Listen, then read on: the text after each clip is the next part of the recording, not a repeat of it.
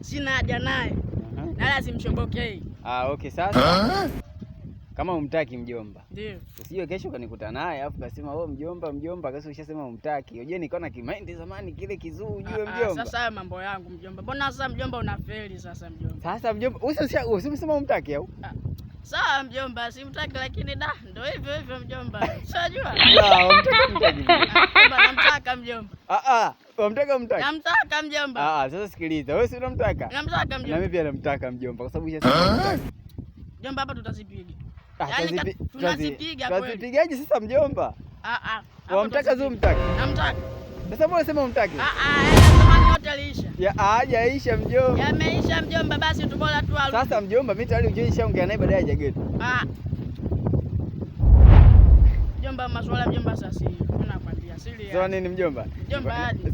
Sikia mjomba, niko nakutania tu. Hapo mjomba, kumbe una msimamo. Kumbe wasema demu mtaki, kumbe wamtaka mjomba. Mjomba mikazo zile mjomba.